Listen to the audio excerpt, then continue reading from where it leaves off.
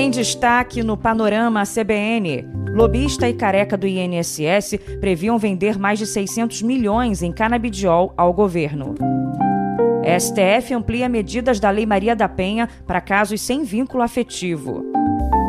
Relatório da PF diz que jornalista do Maranhão não cometeu crime apontado por Alexandre de Moraes.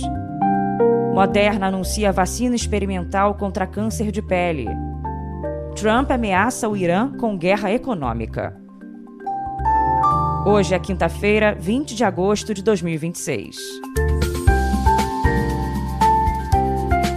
Oi, tudo bem? Eu sou Bianca Santos e esse é o Panorama CBN da manhã.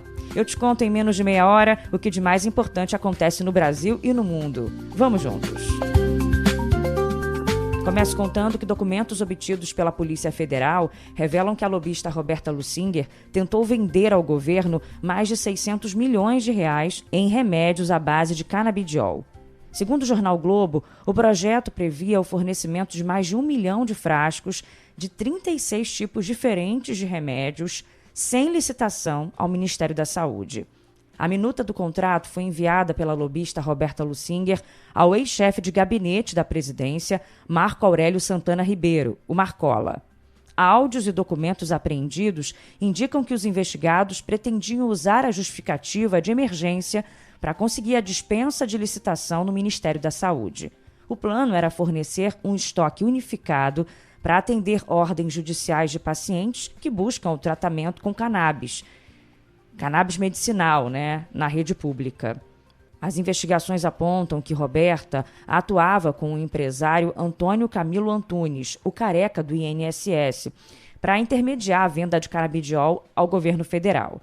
A suspeita é de que o grupo pretendia entregar um termo de referência pronto para obter um contrato com dispensa de licitação.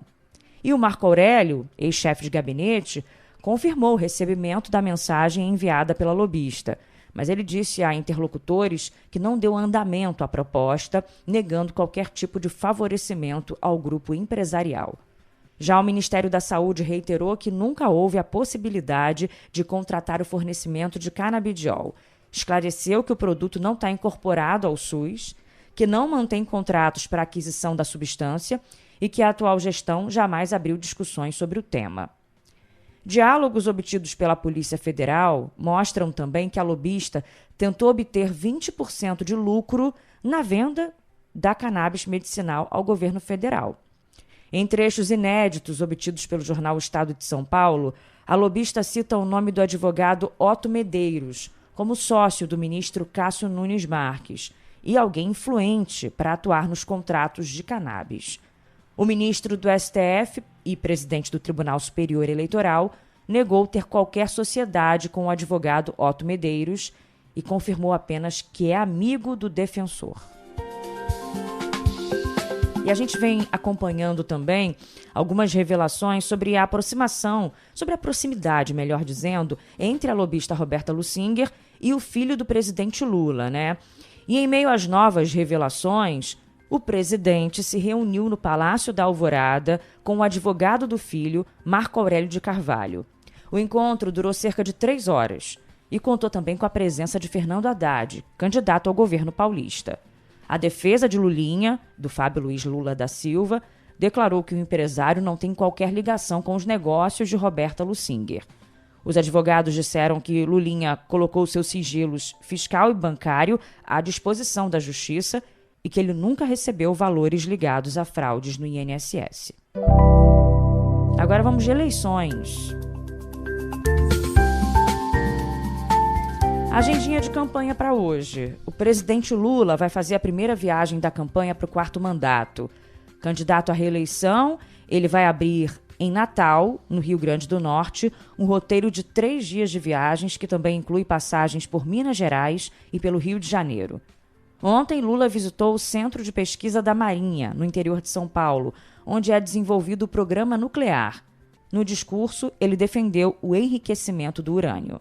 O submarino é importante para que a gente tenha tecnologia para dar e para vender, que a gente possa enriquecer o urânio, para fins pacíficos, como está na nossa Constituição, para vender para o mundo. A gente não tem soberania nacional porque a gente faz discurso. Sabe? A gente tem que estar preparado para eles saberem que a gente vai ter força para poder dizer não, que a gente vai ter força para poder dizer vamos competir. O que a gente não pode é ter um país desse tamanho de cabeça baixa a vida inteira. O candidato do PL à presidência, Flávio Bolsonaro, vai passar o dia hoje na zona leste de São Paulo. Ele vai fazer visitas ao mercado municipal de São Miguel Paulista, ao Clube da Comunidade e terá um almoço com comerciantes. Ontem, quarta-feira, ele passou o dia em Brasília gravando conteúdo para propaganda eleitoral. E a ex-primeira-dama Michele Bolsonaro postou o primeiro vídeo ao lado de Flávio depois da reconciliação. O registro é dos bastidores de uma gravação conjunta com o candidato para o programa eleitoral desse ano. Bom, o candidato do PSD, Ronaldo Caiado, vai se reunir hoje com lojistas da região do Brás, em São Paulo, e vai dar uma entrevista ao SBT. Ontem, Caiado disse que vai aumentar investimentos em infraestrutura e defendeu a ampliação de concessões e parcerias público-privadas. Você vai crescer, tá certo, o ferroviário, que é uma demanda que existe unanimidade no país. Você vai acrescer a qualidade das rodovias. Nós temos que pensar também nos nossos rios, em poder avançar na nossa hidrovia, certo? A estruturação de nossos portos hoje para serem competitivos internacionalmente. O candidato do Partido Novo, Romeu Zema, vai visitar hoje o primeiro espaço público de apoio a motoboys em São Paulo. Ontem ele prometeu fazer uma série de cortes de gastos públicos no país para reduzir a inflação e os juros. Nós temos de deixar a estrutura governamental estatal mais enxuta. Nós precisamos de uma reforma em Brasília que vai incluir municípios, estados e União. Uma nova reforma previdenciária não dá para ficar sem, privatizar e melhorar os programas sociais. Em agenda na Paraíba, o candidato do Missão, Renan Santos, prometeu adotar ações de segurança pública coordenadas pelos estados. Onde há uma facção, haverá uma operação usando o governo federal e os governos estaduais em parceria com aumento de penas, de modo a não apenas retirar ele dos bairros e estados que eles costumam tomar, utilizar forças federais quando necessário e aumentar as penas, passar no Congresso aumento de penas para que um bandido que te assalte, que venha com uma arma, aponte na tua cabeça para levar teu celular, fique no mínimo 30 anos preso. E atenção aos prazos da Justiça Eleitoral, hein? Termina hoje o período para pedir o voto em trânsito nas eleições. A modalidade permite que eleitores que estarão fora de suas cidades no dia da votação solicitem a transferência temporária da sessão eleitoral para municípios habilitados com mais de 100 mil votantes. O pedido pode ser feito de forma online, pelo portal da Justiça Eleitoral, mediante autenticação no aplicativo e-Título ou presencialmente em qualquer cartório eleitoral com um documento oficial com foto. Agora, economia. Para você saber que o governo corre contra o tempo para aprovar a medida provisória que acabou com a taxa das blusinhas. A equipe econômica quer votar a proposta entre 31 de agosto e 4 de setembro, durante a última semana de esforço concentrado do Congresso antes das eleições. E aí, se o texto não for aprovado logo, a isenção perde a validade e a alíquota de 20% sobre compras internacionais de até $50 volta a ser cobrada. O ministro da Fazenda, Dario Durigan, destacou o esforço pessoal do presidente Lula para aprovar a mudança, apesar da resistência do setor empresarial. A determinação do presidente para a equipe que faz interlocução política no Congresso é para que a gente trabalhe para instalar a comissão e votar o texto tão logo o Congresso possa fazer isso. A gente tem tratado dos diferentes setores, então acho que a nossa proximidade com o empresariado brasileiro, seja por conta do tarifácio e dos efeitos que nós estamos ajudando a mitigar, seja por conta de outras situações, eu acho que nós estamos caminhando bem. O governo também espera aprovar antes das eleições a PEC que acaba com a escala de trabalho 6x1. Depois de se reconciliar com Lula, o presidente do Senado, Davi Alcolumbre, tirou o projeto da gaveta e deu início à tramitação. O governo articula a escolha do relator na Comissão de Constituição e Justiça para acelerar a análise e tentar levar a PEC a plenário no início de setembro. Entidades patronais cobram mais tempo de debate e defendem acordos coletivos específicos para cada setor. Vamos agora com outro assunto em destaque hoje.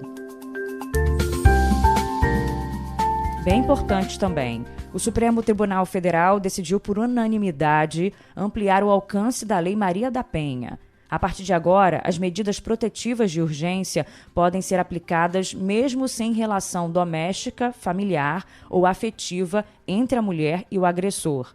O julgamento no STF partiu do caso de uma mulher de Minas Gerais ameaçada de morte por um vizinho. O Tribunal de Justiça mineiro havia negado a proteção por falta do vínculo afetivo entre eles.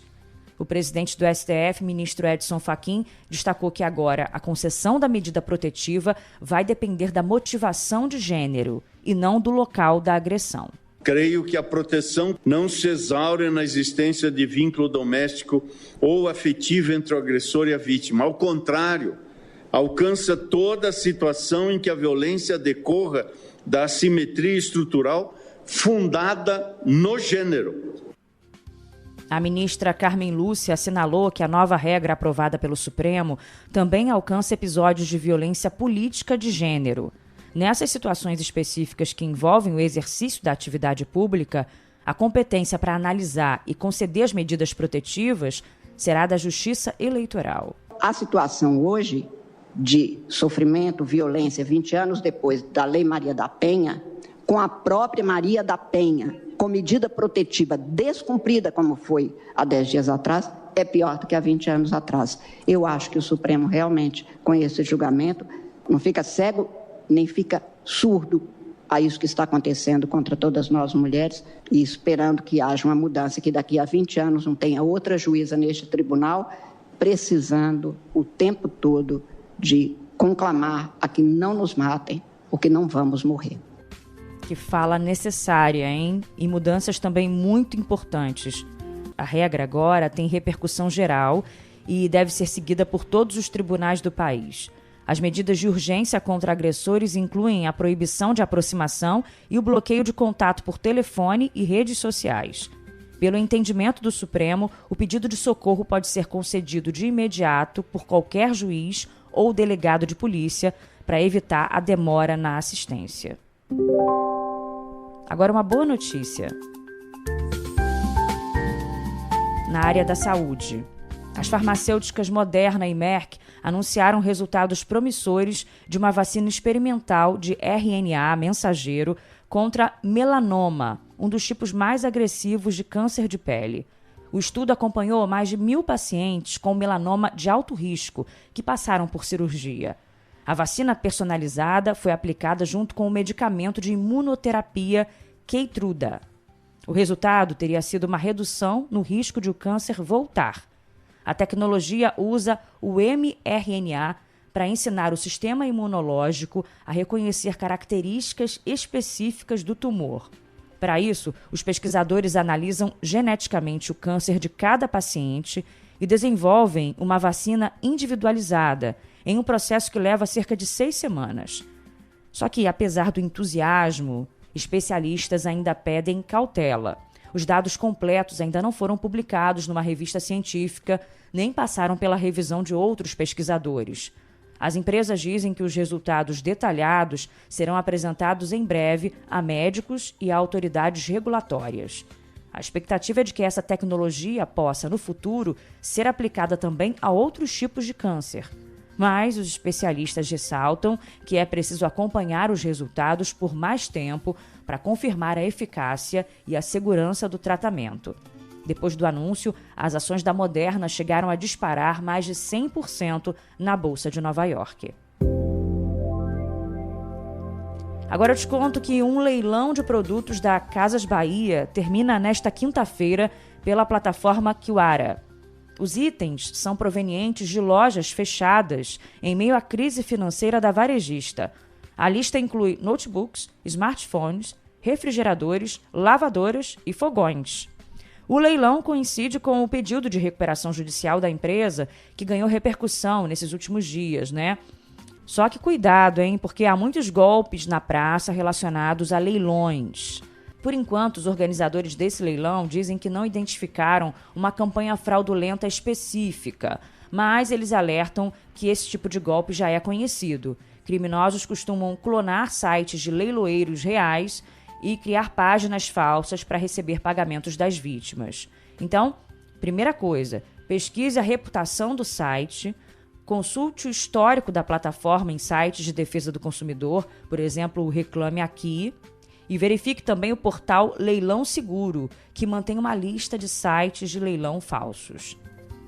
E sobre as Casas Bahia, ontem a Justiça do Trabalho determinou que o grupo suspenda temporariamente as demissões em massa realizadas no início desse mês e restabeleça os contratos de trabalho dos funcionários atingidos. Agora a previsão do tempo. A formação de um novo ciclone extratropical entre o Rio Grande do Sul e o Uruguai vai provocar chuva forte, temporais e rajadas de vento de até 90 km por hora no sul do país. E o Instituto Nacional de Meteorologia também emitiu um alerta amarelo de perigo potencial para vendaval em áreas de São Paulo e do Rio de Janeiro, amanhã, sexta-feira. O aviso é válido do meio-dia até o fim da noite. Tem previsão de rajadas entre 40 e 60 km por hora, associadas à formação e ao avanço desse ciclone extratropical. O sistema organiza o avanço de uma frente fria e de uma massa de ar polar. A mudança provoca queda de temperatura no sul, no centro-oeste e no sudeste a partir de amanhã, além de provocar friagem no sudoeste da região norte no fim de semana. E a ANEEL vai realizar hoje em Brasília um evento para discutir o impacto do El Niño no sistema elétrico nacional e as estratégias necessárias para fortalecer o setor. Especialistas, representantes do governo, agentes do setor elétrico, pesquisadores e profissionais da área vão participar do encontro. O grupo vai debater os desafios e as oportunidades decorrentes dos fenômenos climáticos extremos, com foco na análise técnica para preparação e adaptação do sistema. Agora um registro sobre o que aconteceu ontem à noite no Aeroporto Internacional de São Paulo, em Guarulhos. Pousos e decolagens foram suspensos por cerca de 30 minutos na noite de ontem. A paralisação aconteceu após drones serem avistados nas proximidades de uma das pistas. E aí as operações ficaram totalmente interrompidas entre 9h37 e 10h07 da noite. O fechamento temporário do espaço aéreo em Guarulhos forçou o desvio de 14 voos para outros aeroportos. As aeronaves foram encaminhadas para terminais em Minas Gerais, no Rio de Janeiro e no Paraná, além de cidades do interior paulista, como Campinas e Ribeirão Preto. A Agência Nacional de Aviação Civil alerta que o voo irregular de drones perto de aeroportos gera um grave risco de colisão e provoca paralisações no tráfego aéreo. O uso de equipamentos exige autorização e coordenação prévia com a ANAC e com o Departamento de Controle do Espaço Aéreo. O sistema que gerencia o acesso de drones ao espaço aéreo brasileiro registrou mais de 138 mil pedidos no primeiro trimestre desse ano, com 94 mil aprovações. Noticiário internacional em destaque. O presidente dos Estados Unidos, Donald Trump, anunciou o lançamento de uma ofensiva econômica contra o Irã. O líder americano classificou a iniciativa como uma operação de isolamento financeiro e comercial em escala sem precedentes. Trump caracterizou a medida como um verdadeiro dia D econômico e justificou a ação pela recusa de Teherã em aceitar os termos norte-americanos para paralisar o sistema nuclear, o programa nuclear, O presidente americano ameaçou impor sanções econômicas a governos e entidades estrangeiras que mantiverem relações comerciais ou prestem apoio financeiro a Teherã. A Casa Branca determinou o bloqueio de operações que envolvam linhas de swap, empresas de fachada, registros marítimos, transferências bancárias e o comércio de petróleo iraniano. A medida ocorre após a suspensão das conversas diplomáticas diretas e busca forçar a cooperação de aliados globais no estrangulamento financeiro do regime persa.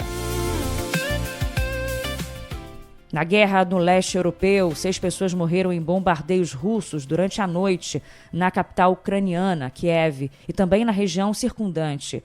Foi o que informaram autoridades locais. Outras 23 pessoas ficaram feridas. O ataque danificou prédios residenciais, uma unidade médica e um centro educacional. Enquanto isso, a Força Aérea Ucraniana anunciou ontem à noite que vários mísseis cruzaram o espaço aéreo do país no norte e no nordeste. Mais de 4 anos após o início da invasão russa na Ucrânia, os ataques se intensificaram em ambos os lados da fronteira, deixando um número crescente de vítimas civis. E houve essa história aqui. Um alto funcionário público francês é acusado de ter drogado mulheres durante entrevistas de emprego entre 2009 e 2018. Quase 250 mulheres acreditam ter sido vítimas desse homem, que é formalmente investigado por administração de drogas, invasão de privacidade e agressão sexual. Ele aguarda julgamento. As mulheres dizem, em entrevista à BBC, que esse homem usava drogas para provocar uma necessidade intensa e incontrolável de urinar, submetendo-as a situações humilhantes. O caso é tratado como uma possível forma de submissão química, que é uma expressão usada para situações em que drogas são administradas com o objetivo de obter controle sobre outra pessoa. Agora o futebol. 2 times brasileiros vão disputar hoje vaga nas quartas de final da Libertadores. Às 19h, o Mirassol enfrenta a LDU, no Equador, depois do empate por 1-1 no jogo de ida. Às 9h30, tem Corinthians e Rosário Central, da Argentina, que empataram por 0-0 na primeira partida. Ontem, o Palmeiras venceu o Cerro Porteño por 1-0 e avançou à próxima fase. E o Flamengo também se classificou ao derrotar o Cruzeiro por 2-1 no Maracanã. Não é à toa que o nosso DJ Laerte Afonso está com um sorriso de orelha a orelha hoje, né? Nosso rubro-negro. Pela Copa Sul-Americana, o Atlético Mineiro empatou em 2-2 com o Bragantino, se classificou por causa da vantagem de 1-0 no jogo de ida. Hoje, mais 3 times brasileiros buscam vaga nas quartas de final. Às 19h, o Santos joga pelo empate com o Macará, no Equador, após ter vencido por 2-1 na Vila Belmiro. No mesmo horário, o Vasco joga contra o Olímpia, no Paraguai. A partida de ida terminou em 0-0. Às 9h30, o Botafogo enfrenta o Cienciano, no Newton Santos, e precisa de um milagre para se classificar. Na semana passada, o Alvinegro foi goleado por 6-1 e agora vai precisar de uma vitória por pelo menos 5 gols de diferença para levar a decisão para os pênaltis. E a FIFA vai divulgar hoje o calendário de jogos da Copa do Mundo Feminina de 2027, que será disputada no Brasil. A divulgação da tabela oficial vai detalhar a distribuição das 64 partidas entre as 8 cidades-sede. O Mundial acontece entre os dias 24 de junho e 25 de julho nas cidades de Belo Horizonte, Brasília, Fortaleza, Porto Alegre, Recife, Rio de Janeiro, Salvador e São Paulo.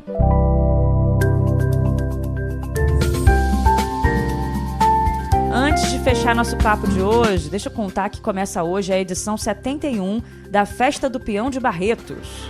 Diz que pensa tanto em mim, que tá querendo me ver. Diz que tá me lembrando bastante, acredito em você. E aí o Lalá soltou Matheus e Cauã, porque a dupla vai se apresentar hoje, entre muitas apresentações, no palco Arena. E aí, o que é que a gente vai fazer? Esse que é o maior evento de rodeio e cultura sertaneja da América Latina. Acontece anualmente no mês de agosto em Barretos, São Paulo, pelo clube Os Independentes. A festa reúne competições de montaria, grandes shows musicais, culinária típica como a queima do alho e manifestações folclóricas em um gigantesco espaço chamado Parque do Peão. Eu querendo ser, eu não duvido, não, que não foi por acaso. Se o amor bateu na nossa porta, que sorte a nossa. Lalá, que sorte a nossa ter Panolovers, né? Ó, e já aproveitando esse climinha musical, a gente pede música pra você, eu e o nosso DJ. Pode mandar pra mim lá pelo Instagram, biancasantos.bia, por e-mail, bianca.santos@cbn.com.br. Deixa lá o pedido também na caixinha de comentários do Spotify. E amanhã a gente fecha o panorama com música sua, tá? Tô indo embora junto com o Laerte Afonso e o nosso editor Edmilson Fernandes. Um beijo, tchau. O que é que a gente vai fazer? diz aí. Se você quer e eu também tô querendo você. Tantos sorrisos por aí, você querendo o meu. Tantos olhares me olhando e eu querendo o seu. Eu não duvido não, que não foi por acaso. Se o amor bateu na nossa porta, que sorte a nossa.